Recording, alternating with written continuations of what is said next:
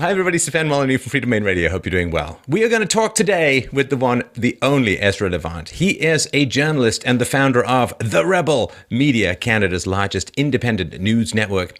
He is the author of some excellent books, including Shakedown, How Our Government is Undermining Democracy in the Name of Human Rights, and Trumping Trudeau, How Donald Trump Will Change Canada, even if Justin Trudeau doesn't know it yet. Now, you really want to check out Ezra's website at ezralevant.com, therebel.media. Sign up for a subscription and follow.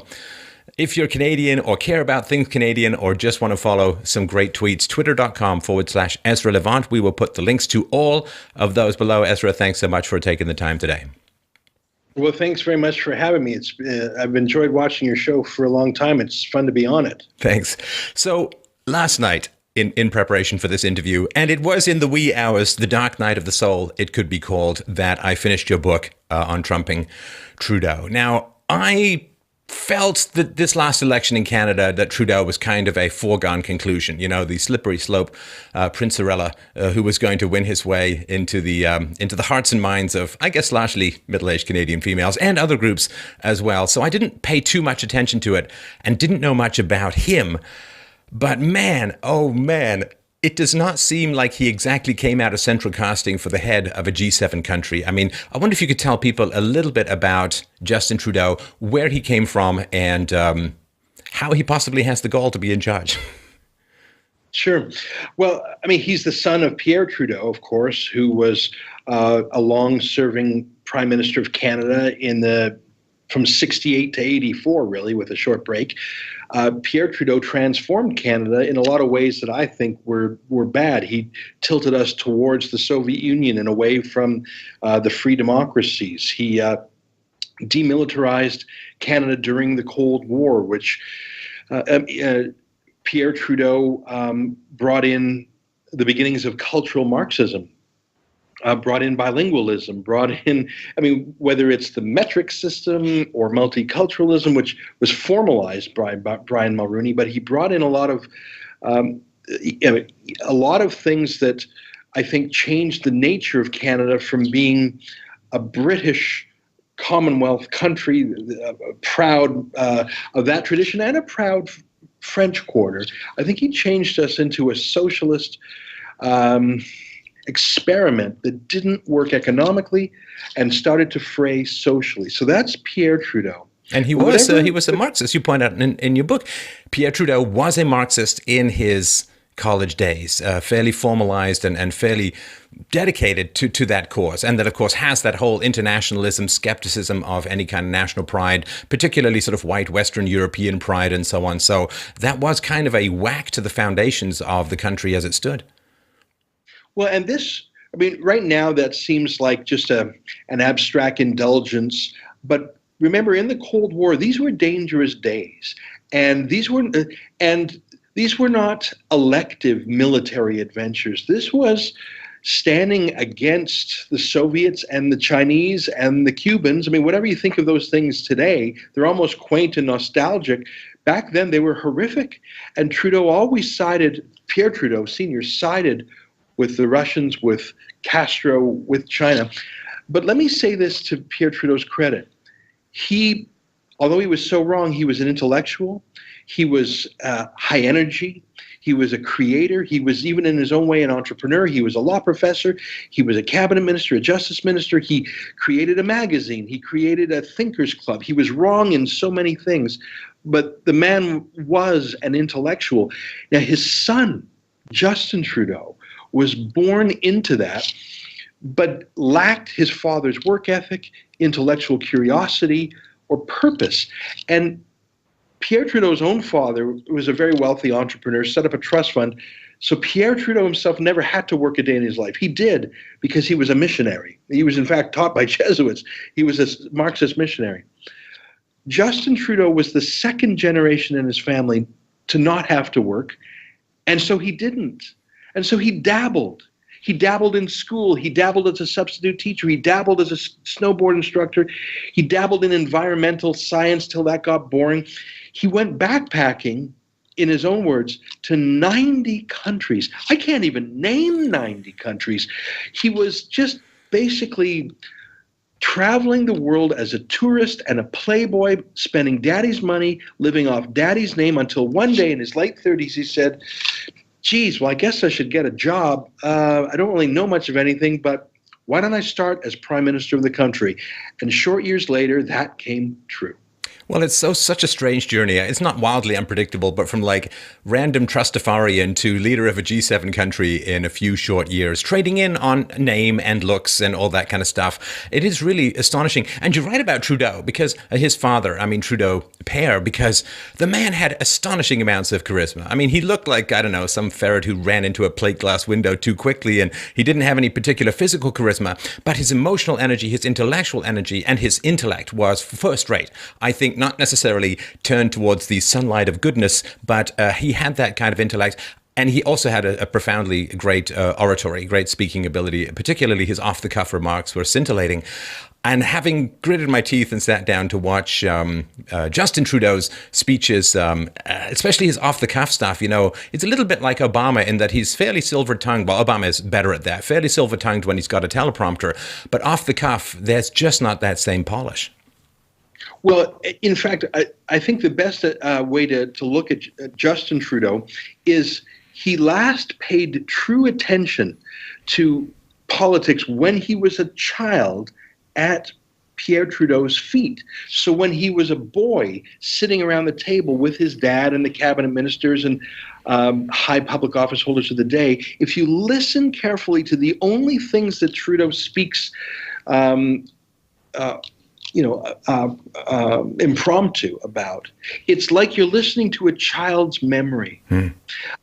So that it's shallow. If you ask him about Castro, ask him about China, you'll hear echoes of what he probably heard his father say 30 years ago, and he has not thought about them since. It's a child's memory. The only issue that truly motivates him, that he speaks with energy and passion and knowledge and interest in, is marijuana. And I don't say that as a joke or an insult. It's just the one thing that really gets him revved up. And his campaign team had to tell him to sort of shut up about it.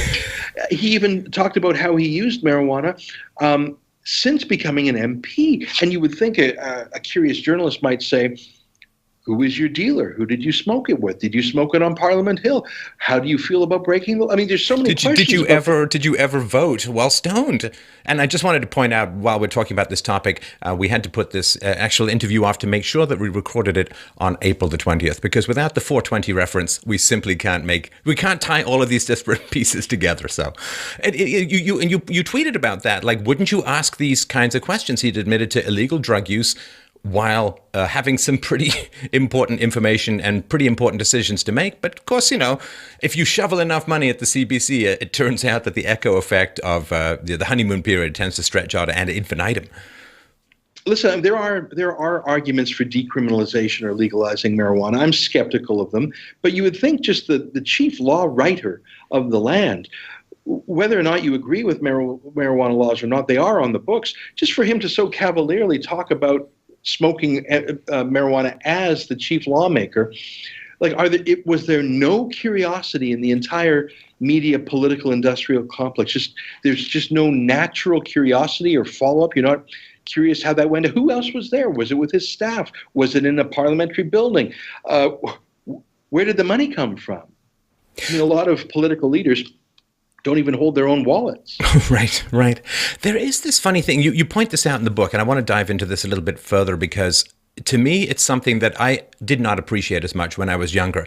How much the elites within Western democracies gravitate towards authoritarian regimes and have sympathy towards authoritarian regimes. Like, I did a show a couple of months back on McCarthyism and how much the Soviet totalitarian state had infiltrated the very highest levels of the US government. And you write in the book about not only, I think, the fairly well-known fetish that the Trudeaus have for Castro and for Cuba, whereas you point out Castro and his ilk slaughtered the same proportion of Cubans as Stalin did to the Russians, but also his brother Alexandre's focus on China and the fetish with Iran and so on. There is really quite a lot that these elites have in common, not with you, the freedom-loving Canadian or voter, but with extremely authoritarian regimes around the world. Yeah, Alexandre Trudeau is Justin Trudeau's brother. Now we can't hang everything a brother does on his on Justin, of course not. But Justin Trudeau made Alexandre his senior advisor once becoming Liberal leader. And Justin Trudeau has spoken favorably about Alexandre Trudeau's journalism. So I think it is fair. And even if and even to know the family thinking, where he comes from, because he was such a blank slate for so long as he partied his way backpacking through 90 countries. Alexandre Trudeau worked producing an anti-Western, pro-Iran documentary called The New Great Game. I'm going from memory here. I think that's what it was called. With Press TV, that is a state broadcaster of Iran. He did a similar project paid for by the Chinese government. So these aren't even independent projects in authoritarian regimes. These are projects done with the explicit approval, support, promotion, and cooperation of the Chinese tyranny and the Iranian tyranny. And that comfortableness, that ease of operating as a journalist. You're not a journalist when you're doing that. You are a propagandist. But Trudeau himself, in one of those unscripted moments, you'll recall when he was running, he had a ladies' night event in Toronto. He was asked a question he hadn't been briefed on. It was a surprising question. It was a great question. Other than Canada, what's your favorite country? That's a great question, isn't it? And he said, China. Okay, now I like China too. I like Chinese food. I like Chinese culture. I like Chinese history. There's a lot of things I like about China. He did not say those things. He said, quote, their basic dictatorship. And then he expanded on it and said it allows them to make decisions on the spot. He particularly mentioned the basic dictatorship of China as the chief thing that he found attractive. And of course, his policies towards China and towards Iran have followed this love of authoritarianism. One quick other point, again, it's Alexandre, not Justin, but Alexandre Trudeau wrote this bizarre cult-like paean to Fidel Castro in the Toronto Star a few years back, calling him a Superman, intellectually and physically stunning, who could scuba dive 100 feet below sea level, a master of internal combustion engines and the stock market and science. I mean, it was like a cult member revering a cult leader. That is the family from which Justin Trudeau emerges. That is the world within he's lived. To this day, he has not received the keys to his full trust fund. He's still babysat by lawyers, accountants, handlers, spin doctors. His whole life has been shaped. He's much more of a Manchurian. He's as much of a Manchurian candidate that way as Barack Obama was. Well, this to me is one of the basic job applicants. Like you, I've interviewed and hired many people. When being interviewed for the position of Prime Minister of Canada, or frankly having any political power in Canada whatsoever, a love for Chinese dictatorship to me would be kind of a disqualifying question. It would be something like, well, thanks for coming in, but if you intend to shoplift, you can't work in my convenience store. Sorry, that's just not how we do business here. It's not reported on, the level of shock. I mean, I sometimes feel like I'm carrying the entire burden of shock for half the country. Like, shouldn't people just be agog, astounded? Not just with the family fetish for dictators in Iran and in Cuba, but this preference for what is called a basic dictatorship. A love for the idea that you can just make decisions without consulting those pesky in-the-way tribbles called voters. Yeah. Well, let me just tell you one more anecdote about that Chinese answer. That was at a event that was open to the media. And I'm trying to remember, I think it was maybe 2012 or something. I'd have to look it up. 2013. Thank you. There were other media in the room, several media. They saw that question, they heard the answer, and they did not report it. It was only reported by the old Sun News Network, which was a right-leaning news network I was affiliated with. So that was a stunning moment too. So here was an incredible revelation showing the true nature of Trudeau, unscripted. So it was really him. Other media saw it, heard it, and either thought it so unremarkable that they did not remark on it, or they went into spin mode, cover up for the idiot mode. Oh, we best throw that down the memory hole and pretend he never said it. Let me tell you one more example. You mentioned China, you mentioned Iran. I think those are important examples. But Trudeau had a very deliberate strategy to court the Muslim vote because Stephen Harper had so turned around the Jewish vote. Over time, I think in his last election, Stephen Harper, according to some exit polls I saw, got 60% of the Jewish vote. That's quite different to the United States, where 60, 70, 80% of the Jews vote for Democrats. So Trudeau, good strategy, said, okay, I'm not going to break the Jews away from Harper. Maybe I'll go for the Muslim vote, which just happens to be triple the size demographically and in swing ridings in the GTA and other places. So Trudeau had a very deliberate Muslim strategy. He had a Muslim lieutenant named Omar al-Jabra, who was the former president of the Canadian Arab Federation, which was quite an extremist group. They called for the legalization of Hamas and Hezbollah. So these aren't progressive liberal Muslims. So Trudeau, when he went campaigning to every and any city, he would very rarely visit a church, very rarely visit a synagogue. But if there was a mosque in the city, he absolutely would visit it no matter what. Now, in Canada, as you may know, a number of mosques are funded by Saudi Arabia. That's not a secret. Saudi Arabia has a religious foreign ministry as well as a secular or a civil foreign ministry. Some of those mosques in Canada are extremist. As far as you can imagine, they're not just extreme in their ideology, but for example, there's a mosque in Montreal called the Asuna Wahhabi Mosque that has been named by the Pentagon as a recruiting zone for Al-Qaeda. And their literature calls for death to infidels, death for adulteresses. Like it's just all the way there. Trudeau campaigned there. And after revelations came out about these mosques, he was asked, do you regret campaigning there or other mosques? And he said, absolutely no.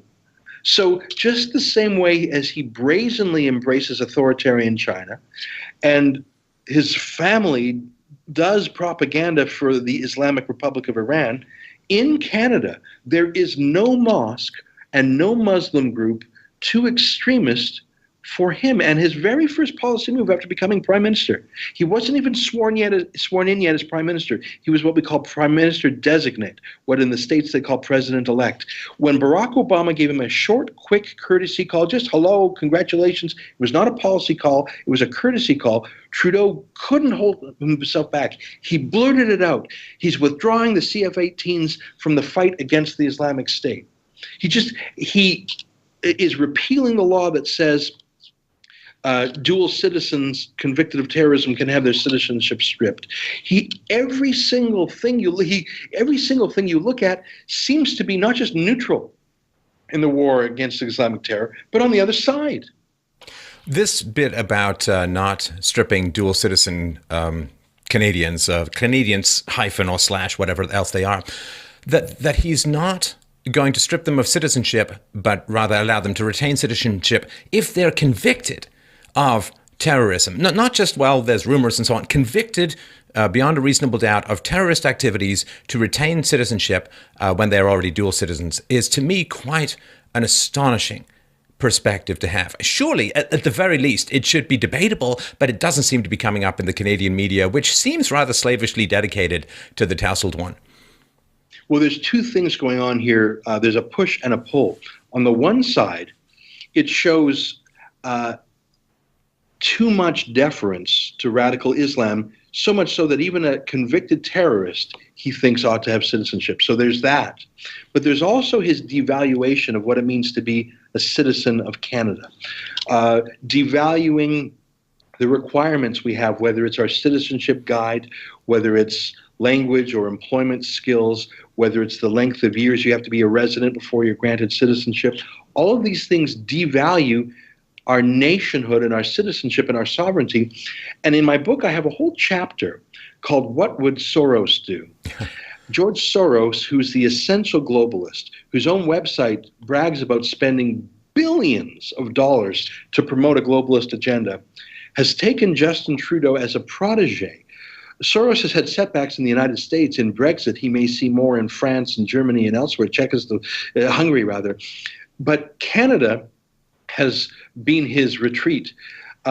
George Soros met with Justin Trudeau short months after his first election in New York. They had a wonderful meeting. They came to a joint agreement where the government of Canada and Soros's Open Societies Foundation jointly are working together on Canadian Muslim refugee policy. They put out a joint statement. They work on policy together. They had a joint conference. And one of those three points in their agreement is not actually developing policy or bringing in mass migration. It's combating anti-migrant, anti-globalist ideas. So George Soros and Justin Trudeau, in his capacity as Prime Minister, have joined forces. This is not a rumor. This is Government of Canada press releases. Have joined forces to fight a propaganda war against any critics of globalism, open borders, or anyone who would object to the mass migration to the West. It's incredible. George Soros is colonizing the Canadian government. Well, and Harper did have a policy, if I remember rightly, and correct me where I go astray here, but Harper had a policy saying we're going to take the persecuted minorities from sort of war-torn districts within the Middle East and so on, which generally meant Christians or other groups that were being persecuted by the majority governments or by the majority culture. And that, of course, meant a lot of Christians coming in from the Middle East and from other places. And as you pointed out in a recent show, a year later, 50% of those who largely had private sponsorship, or a lot of them had private sponsorship, people putting up their own money, their own investment into getting these people settled, having them learn the language, get jobs, get introduced to the community, and there would be some shared values according to Christianity. 50% of them have jobs. But then when it's sort of state-sponsored stuff and you're bringing in non-Christians, it's only 10% of them. So as you point out, 5 times more successful under the Harper program. And Trudeau was asked, are you going to continue Harper's policy of favoring persecuted minorities when it comes to refugees? And he said, absolutely not. It's disgusting. Disgusting. How on earth is allowing a refugee program to focus on persecuted minorities disgusting? That's in fact the definition of a refugee according to the United Nations definition of itself, someone who has a real fear that they're in danger by virtue of their religion, ethnicity, etc. In other words, it means choose the lambs, not the wolves. In Syria, there are lambs and there are wolves. Justin Trudeau has shut down the lamb stream of refugees and has brought in the wolves by basically shutting down the private Christian church-based refugee program, capped it at 1,000, while rushing through 30,000 almost completely Muslim refugees who don't speak either English or French.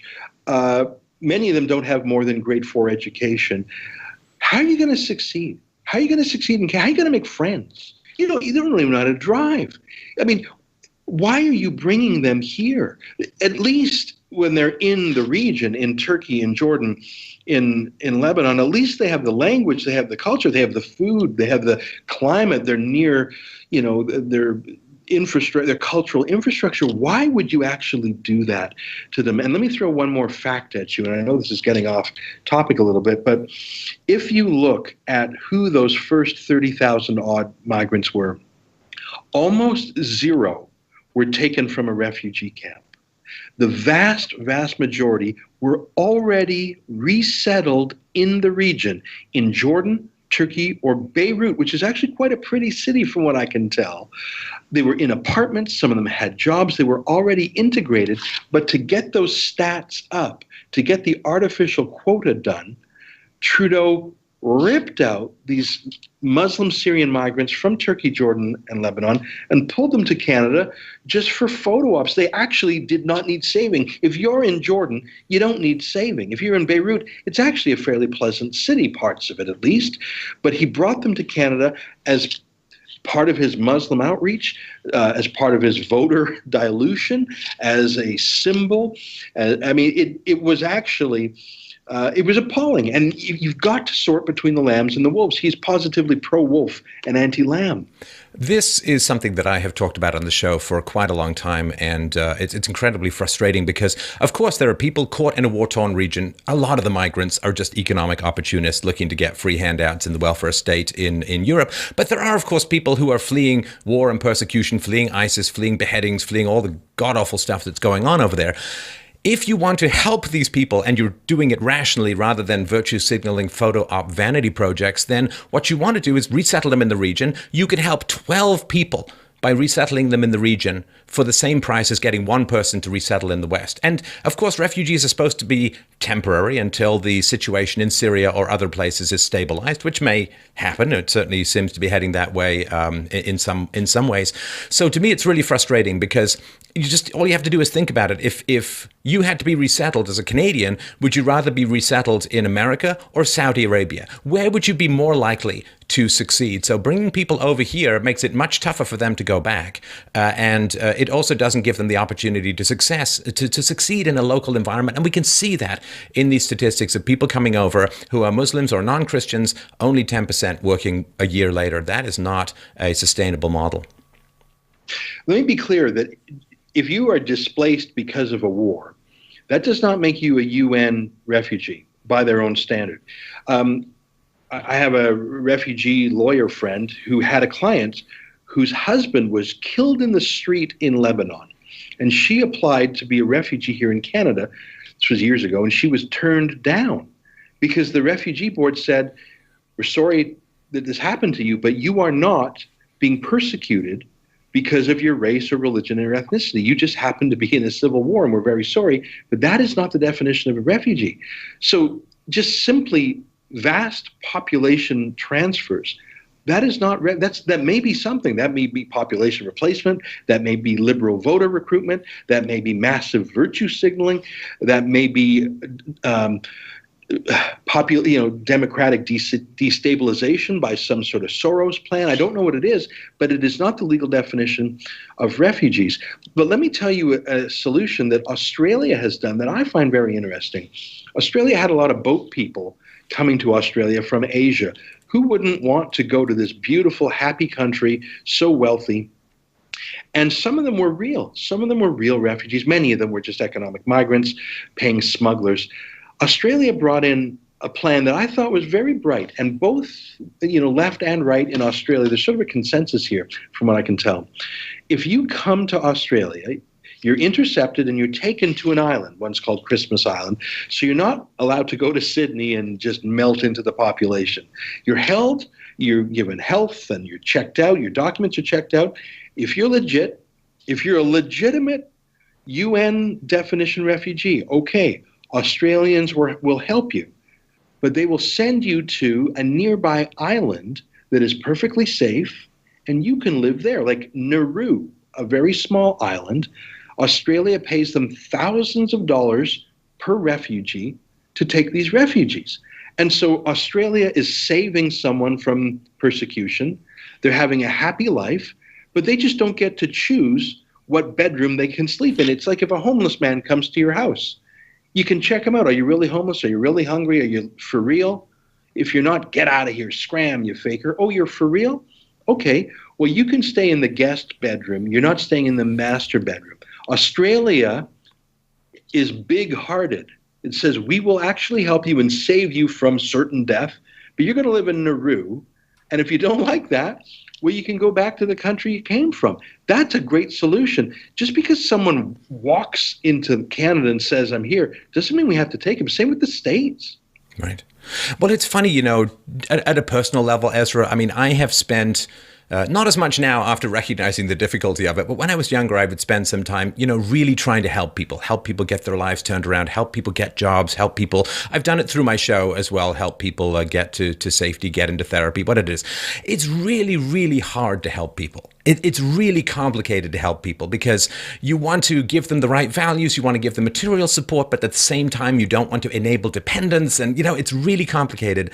And I sort of feel like if you've some elite and you've sort of lived a pretty privileged life, you haven't kind of mucked it up with people who really are needy and are challenging and sometimes manipulative in their desire for support, then it's just easy to say, well, we'll throw money at it and we'll give them this and we'll give them that and somehow magically everything will be fine. But when you're actually down there in the trenches trying to help people on a one-to-one basis, you recognize how difficult, how complicated, how challenging it is, what a delicate balance it is between support and enablement and a lot of other factors.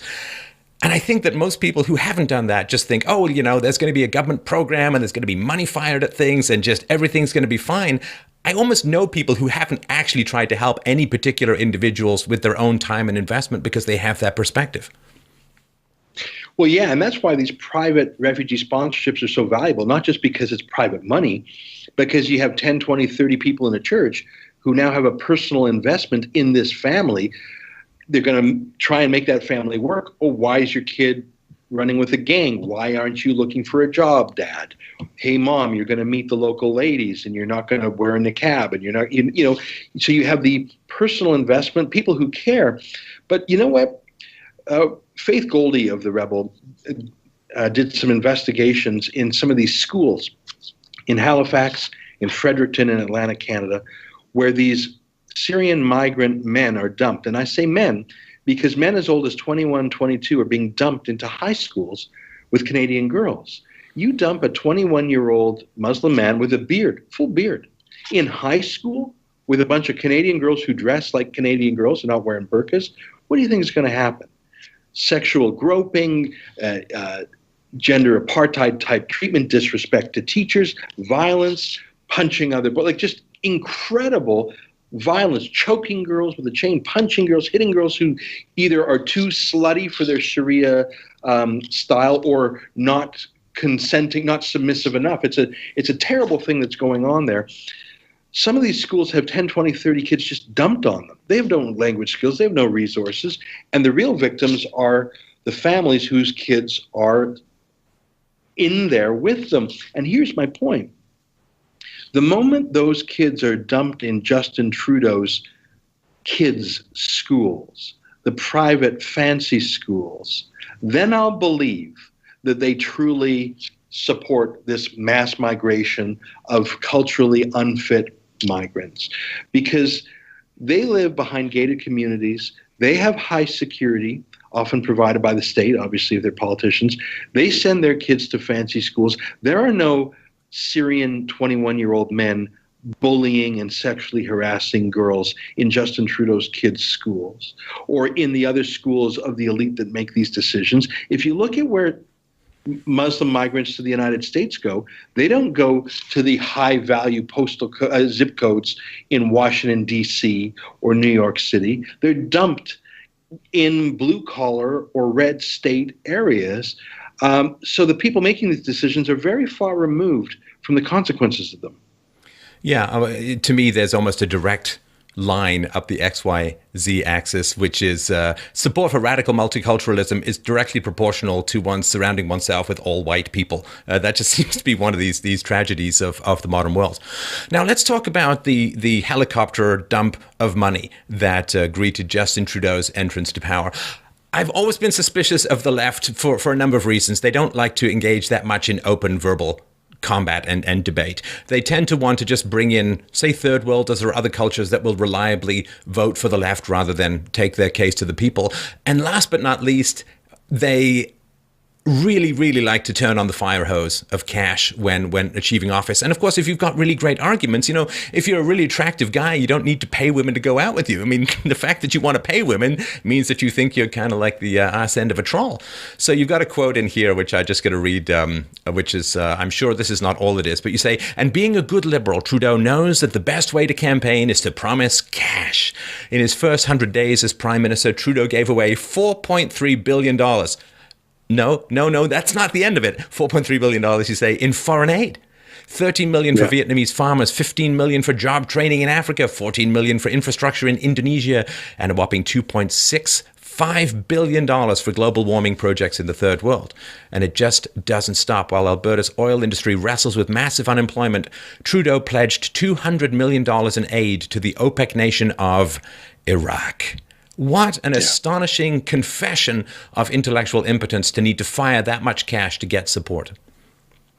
Well, there's a few things going on there. First of all, that's, again, if you think of him as a child trying to think back to a child's memories of what his father did. His father swanned around the world like maybe an ancient prince would have someone following, throwing rose petals behind him.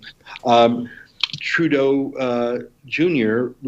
remembers his great father as, the white man's burden who would go to these places and throw cash around and throw moral support around. And I think so part of it is an echo of what his father did: third worldism, otherism, alienism, globalism. I often joke that a Canadian Indian Reserve, if it really needed help getting clean water, it should rename itself the Syrian First Nation.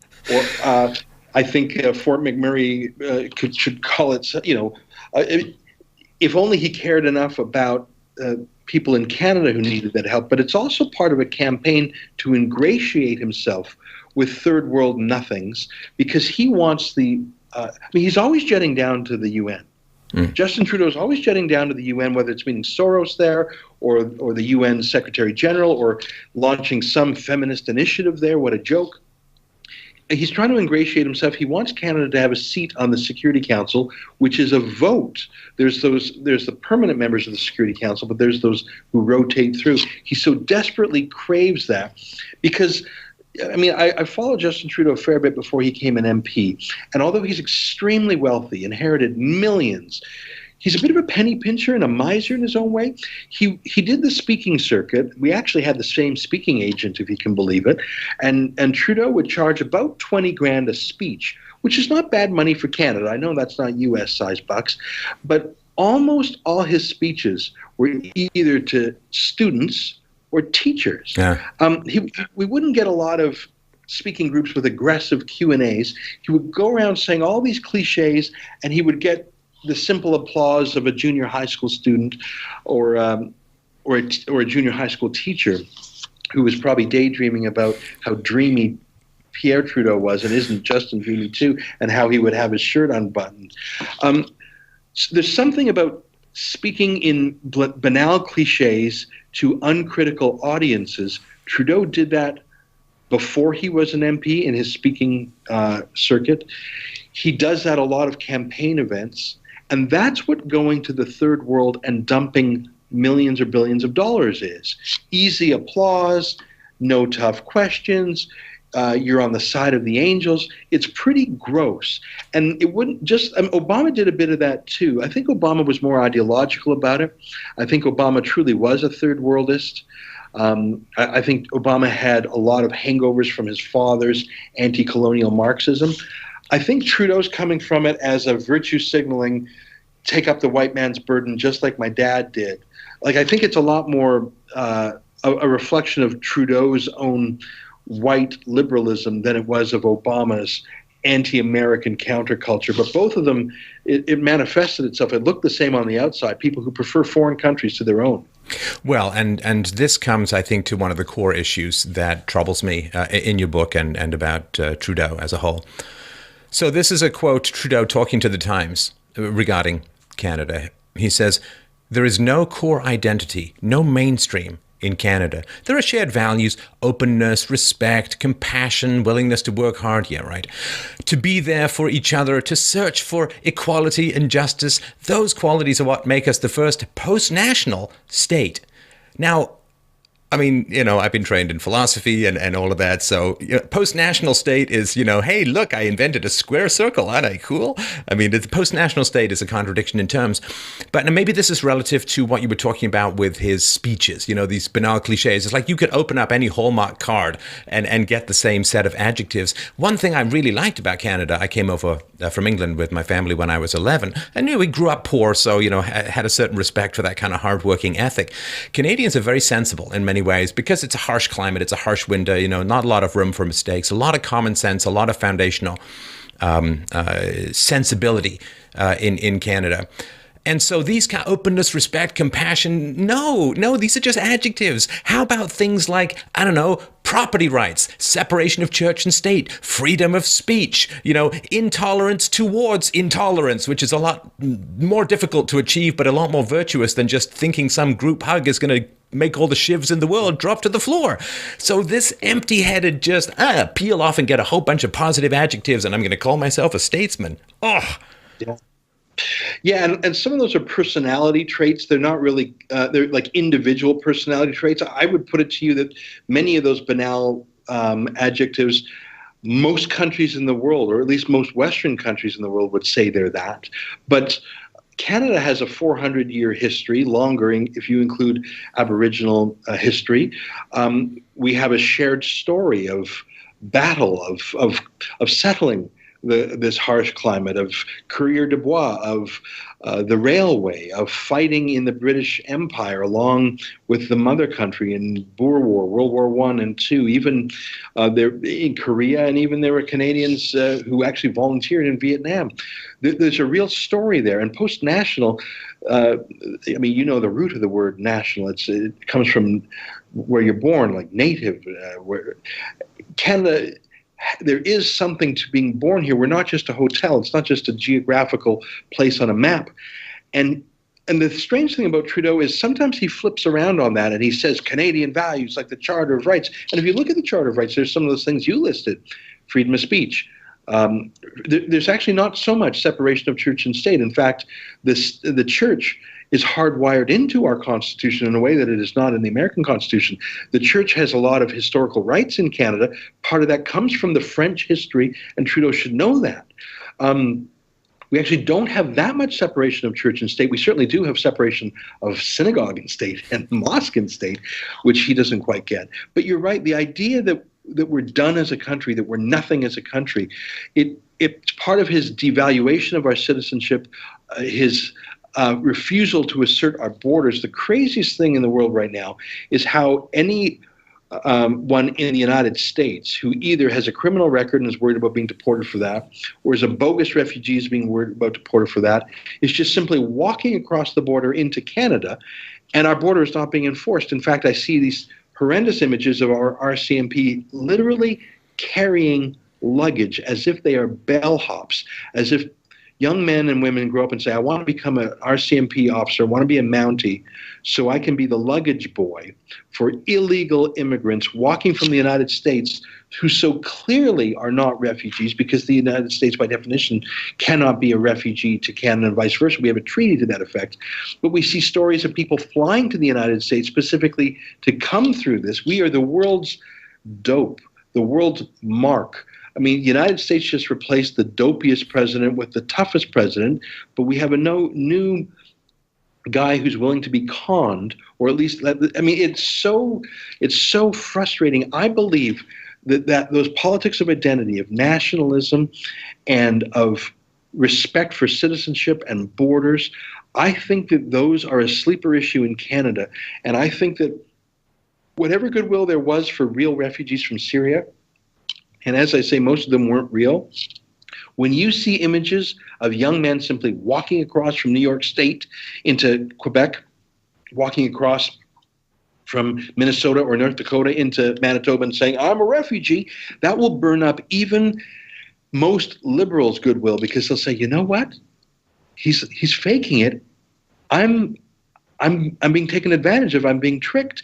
This will actually burn up more goodwill than anything Trudeau has done positively. His passive acceptance of these fakers, I can't believe he's allowing it to go on.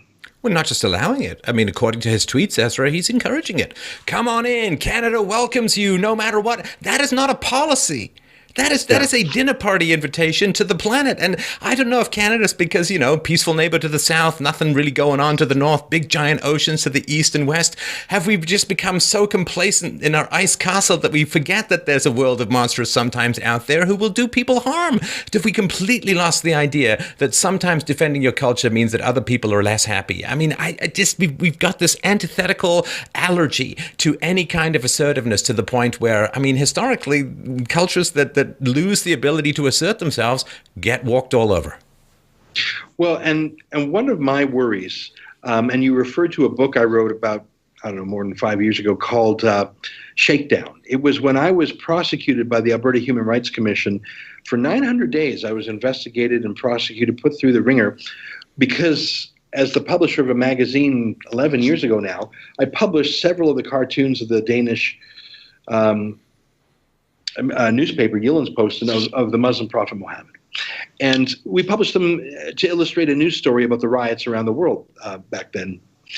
I was put through the ringer, and I saw how free speech is not valued by the left as it as they claimed it was in the 60s. And we've seen that in Berkeley recently. We've seen that across campuses. We've seen that with Professor Jordan Peterson at U of T. And I believe that the war on free speech and censorship and the word police and scolding police and this attempt at creating a taxonomical species, a difference between free speech and hate speech, as if the same words, when spoken with a different emotion in your heart, suddenly become illegal. I believe this is actually the most important issue of the year of maybe our generation, because first of all, it's used to stop debate about any issue, whether it's about terrorism, refugees, borders, globalism.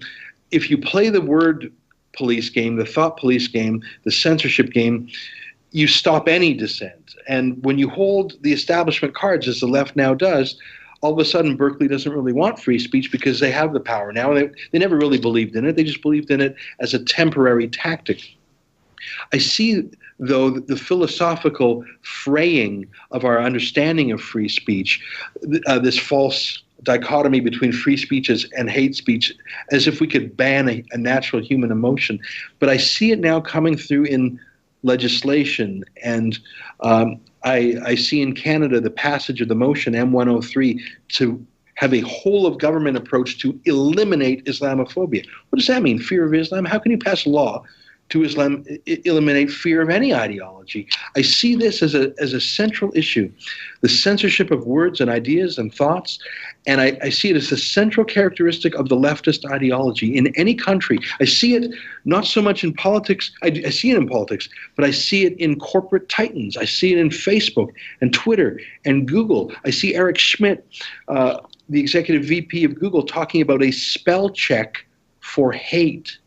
A spell check for hate. I see it in Facebook, Twitter, Microsoft, and Google signing an agreement with the European Union, not passed through legislation, not through any deliberative process, a private negotiated censorship agreement between those four tech titans and the European Union, so specifically designed to halt the rise of Marine Le Pen in France and the Alternative for Deutschland and Frauke Petry in Germany. I see that as the great challenge of our day, the censorship, not just from government, but through these massive tech titans. Well, I mean, I think that is one of the biggest issues that we have to face. It was kind of inevitable. Like, the left was for free speech when they were in the minority and attempting to storm the bastions of power. Now that they hold, you have the 3Ps, four Ps, which we get to in a sec. But now they hold those bastions of power. Naturally, they're not as interested in free speech. You know, like, it's like small companies. They don't like a lot of regulation when they're growing. When they become big companies, they're very big fans of regulation because it keeps the small companies from competing with them because they don't have the same armies of lawyers and regulatory compliance specialists and so on. So this is sort of the natural cycle. And we have this astounding, the biggest explosion in human communication since the invention of the printing press. And when you get the invention of the printing press, you get the dissemination of texts in the vernacular to the general population, causes the splintering of Christendom under the Catholic Church, and it is a massive explosion in human communication, sets the stage for all of the wonders that came after it. Well, the terrors and the wonders, like the religious warfare, and then the Age of Reason, the Enlightenment, the Renaissance, the Industrial Revolution, all of that grew out of communication. And this capacity for you and I to even have this conversation and transmit it to millions of people, that is a huge threat to the existing power structures that have grown up with a near monopoly over the means of communication. To hell with the means of production. What really matters in society are the means of communication, and this whole monopoly is breaking up right under them. Yeah, and I use the phrase the political media industrial complex. I sometimes say the media party, because it's not just any one media group. I think you could include a lot of consultants, pollsters, pundits, secondhand idea mongers, think tankers. Daniel Pipes came up with what he called the 4 Ps: the politicians, the press, the police, and the professors. And he's added another P, the prosecutors. And look, for example, at the New Year's Eve 2000 and about 16 months ago, in Cologne, Germany, when more than 1,000 German girls complained to police since then that they were either physically assaulted, sexually assaulted, robbed, or outright raped by 500 to 600 Muslim migrants. It was a shocking, shocking evening. Silvesternacht, that's what they call New Year's Eve there. But then it's still on the internet. If you go to January 1st, 2016, the Cologne Police Department, you can find it still on the internet today. Their official report filed January 1st after the worst violent riot since the Second World War in Cologne. The police said it was an uneventful night. It was a relaxed evening. There were a few pickpockets and fisticuffs. That's it. It was a lie from the police chief. But hundreds of people saw it. I went to Cologne and I spoke to a bouncer at the Grand Hotel in the square, who's a bit of a famous celebrity bouncer, if there's such a thing. And he took some images on his phone, and he told me about some fights he had to protect some girls. He said he spoke to some of his friends around Germany the next night and told them what he saw. They said, "We don't believe you. We don't believe you." He said, "Oh, you'll see it all in the media in the days ahead." And nothing happened. And they all called him a liar. And they said, if it happened, why didn't we see it in the news? This was in the central plaza of the great city. There was media, there was police, there was because there was a collusion. And there's several state-owned German media, and they later said, well, we didn't want to talk about it until there was an official police statement or political statement. So is that how it works? So you had the police lying, and the media saying, well, we're not going to talk about it until the politicians talk about it. And they delayed, and it only leaked out inadvertently. That is collusion amongst these 4P professionals. And the cooperation of Facebook, Twitter, YouTube, Google, Microsoft is what's so terrifying, because that would be the way to go under and around the 4P professional establishment. But when they get in on it, when they decertify 30,000 pro-Marine Le Pen Facebook pages in one fell swoop, when our YouTube videos at The Rebel are demonetized, even if they have keywords in them, like terrorist or Syria, when your Twitter account can be suspended because you upset the wrong person, that's terrifying to me. And I think that people like George Soros don't go quietly. And the establishment, they're going down screaming and kicking. And Donald Trump, that was a shock to the system, but it's no way the end of the battle. It's just the beginning in so many ways. Yeah, very, very well said. And I think that Donald Trump being the first social media president, that groundswell of support and the bypassing of the mainstream media that media channels like yourself and what I do and what a lot of other people did helped to get him into the White House. That has not gone amiss. That has not been missed by the powers that be. And of course, Ezra, they used to have generations. The lie used to last for generations before it was exposed. I mean, the lie about, there's radicals that burnt down the German parliament in the 1930s that helped Hitler to cement his dictatorship, or even the lies about WMDs lasted for a couple of years. The lies about McCarthy have lasted for decades and are still in the process of unraveling. But now you have incredibly intelligent people with time on their hands, all watching the mainstream media, all dismantling these propaganda planes as they're trying to get off the runway. People are like peeling, like a demon on the wing, just peeling back the engines and throwing aside the propellers. And so they can't even get a lot of these lies off the ground. I mean, the amount of work that's being done on the internet for free that is replacing what, other people should be doing. I don't know if you heard, there was this guy who hit someone with a bike lock at this Berkeley campus, right? You saw this today. The geniuses, it's what's called the weaponized autism, which I think is a bit unfair because I think they're just stone geniuses, at /Paul. They found this guy and have revealed this guy, and now the victim can charge him with assault, and now he's been identified. This was not happening in the past. There's no way that the Cologne stuff would have gotten out without social media, without the internet. Of course, they're going to try and whack it down, but it's the internet. It's going to be whack-a-mole. If they kill one thing, two others will grow up in their place. Now, they're going to keep trying to do it because that's their business model at the moment.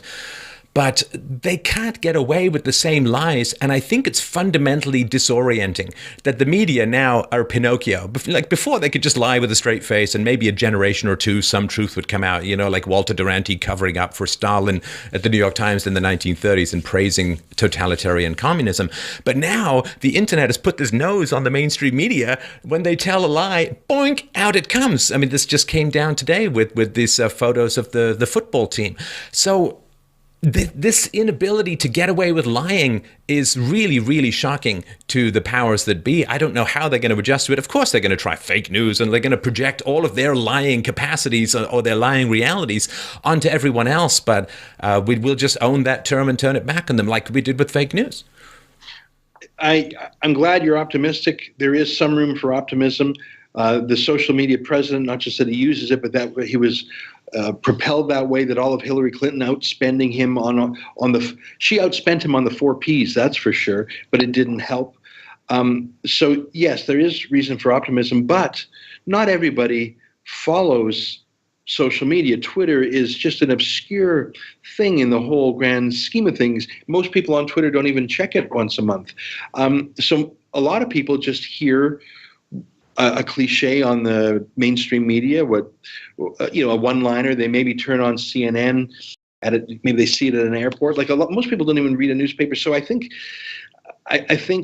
there is an active, engaged resistance to the mainstream media, but most people, I think, are not engrossed with it. They're focused on ordinary stuff in their lives. But let me say, we had a turning point ourselves. We're 26 months old here at The Rebel.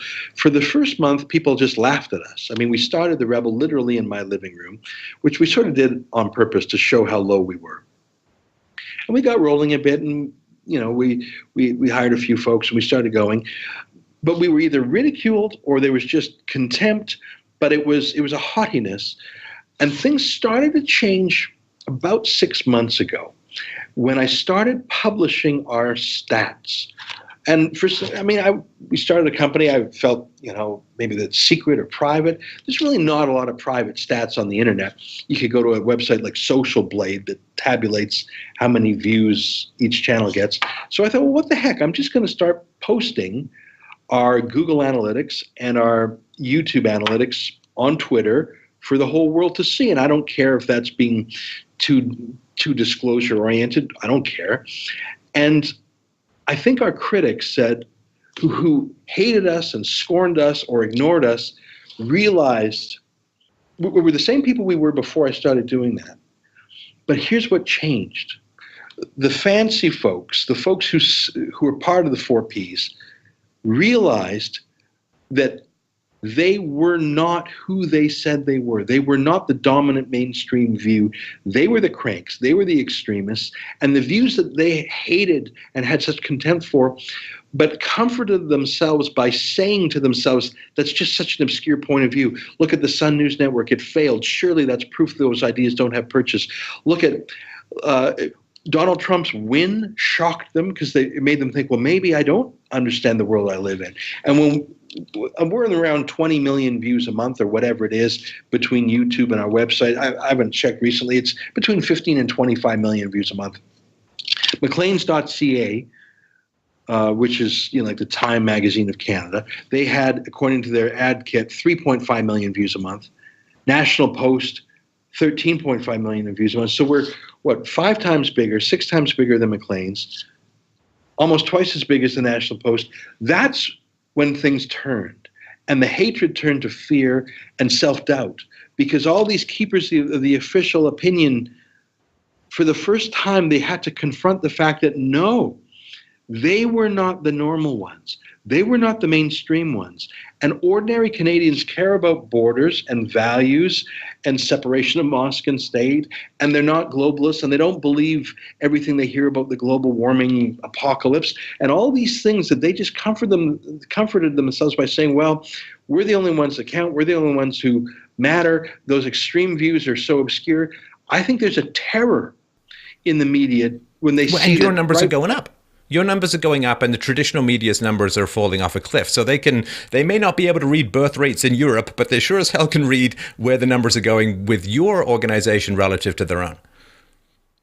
Yeah, and I know I'm sounding like I'm bragging here a bit, but just yesterday I was looking at some of the stats. According to Post Media's quarterly reports, they lost 9% of their circulation in 90 days. So every 10 days, they're losing 1% of their circulation. So they're down 3% a month. We're growing, by one measure, our YouTube subscribers, we're growing 8% a month. So they're shrinking 3% a month. We're growing 8% a month. It's not because we have more resources. It's not because we're fancier. It's because I think we were telling the other side of the story that was sequestered and suppressed or just ignored or not allowed to flourish. So maybe you're right. Maybe there is some cause for optimism. It's definitely a race, and I'm not, everyone lean on the gas. And, if you are the person in your social circle, in your family gathering, if you're the person who's checking Twitter for your news, I'm afraid I'm going to have to invite you to get in other people's faces and just bring them the information that they don't have. Like one of these statistics that in your book, Ezra, that just blew my eyelids back was 8% of Canadians support increased immigration. 8% of Canadians. There are probably way more Canadians who believe in space abductions or that Elvis lives in Markham.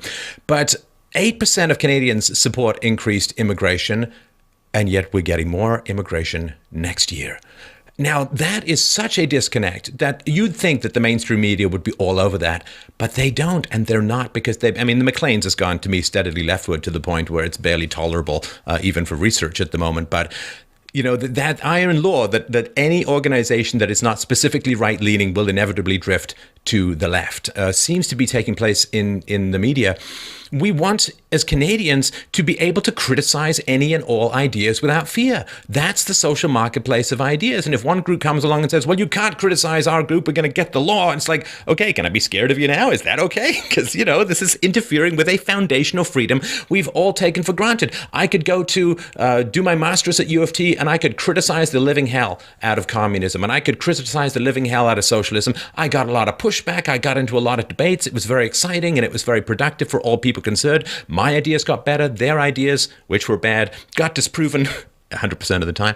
But this idea that, okay, well, we got to stop here, no more. Okay, well, that's not a fundamental value, and that's taking ideas and taking them out of the marketplace of ideas, and that does not help anyone in the long run. Yeah, well, that 8% immigration, I'm trying to remember the citation in the book. I think that was a poll sponsored by the Globe and Mail. But there's been a number of polls by a number of pollsters, all on the immigration question, the values question, value screening for immigrants, Syrian migrants, general immigration numbers. It's not just the overall number. Every single demographic group, every single region in the country, men and women, even left-wing voters, do not want higher immigration. Some people are fine with it where it is, and that's, I think, a normal human reaction, say, oh, I'm fine with things as they are. But for those who want to change, the number who want less is vastly greater than the number who want more, which is truly a fringe, 8%. And yet that's one of Trudeau's great missions, is to bring in more, and he's choosing people who are not a fit. If we were getting more immigrants from the United States, from the United Kingdom, or even from French. A lot of persecuted people, a lot of persecuted whites in South Africa looking for a place to come. Well, first of all, there would be no linguistic problem. There would be no cultural problem. There would be no skills problem. It would be so harmonious, I don't even think people would notice, let alone object. So I think... But it's not that. And, I like to hold up what immigrants were in to me, is Irving Berlin. He was a Jew born in Russia, came to America, he was born Israel Bailin, changed his name to Irving Berlin. He learned English, obviously. He loved America so much he started writing patriotic songs. God Bless America. He was a Jew, but he wrote White Christmas. He really got the whole tradition of the USO and traveling entertainment for the troops going. He wrote, I hate to get up, I hate to get up, I hate to get up in the morning, if you know that song. And he would go on tour to entertain the troops. Could you find a more patriotic America-loving guy like that. And that was an immigrant. I thought that if that's immigration, I think people would say, yeah. And there are immigrants like that, but you have other immigrants that are specifically chosen in a manner that will make them unsuccessful. They don't know the language, they don't support the culture, they're not interested in assimilating to it, and they're actually being encouraged by the government to have enclaves, to be separate. I mean, the idea of bringing anyone in a niqab, if you were wearing a niqab, I'm talking about the full ninja, you're not going to make friends. You're not going to integrate. You're not going to be a success here. You're coming to colonize us. You're coming to settle. We're already settled. We don't need to be settled by people who are looking to export that culture. If you want that, there are countries that will accept that. That is not our country. Well, I don't go to a French restaurant in order to get tabbouleh, right? I mean, if I go to a French restaurant because I want to eat French, and there's this fundamental thing that I remember growing up, and this was just true in England, even more so in Canada, Ezra, which was, I mean, what is wrong with having babies anymore? Like, is this gone completely out the window as far as how we should organize our societies? What's wrong with the native population just having some babies?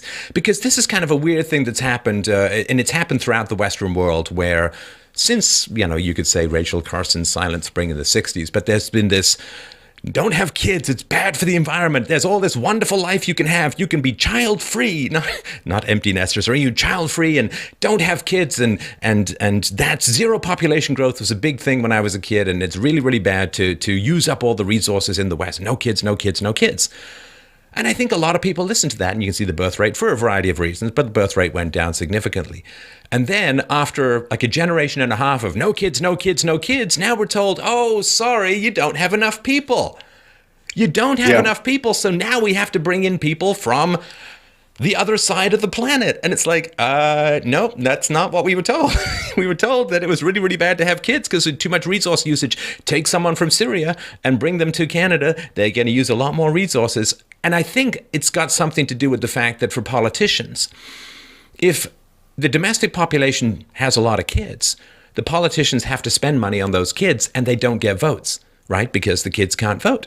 But if you convince your local population not to have kids, then you can bring in adults who are going to vote for you out of gratitude for you bringing them in. So it's a way of stuffing the ballot and getting people in rather than having to spend a lot of money on schools, on daycares, on pediatricians and so on. So it's one of these creepy things that comes out of the welfare state and the redistribution of income that's the foundation of sort of post-capitalist Western society.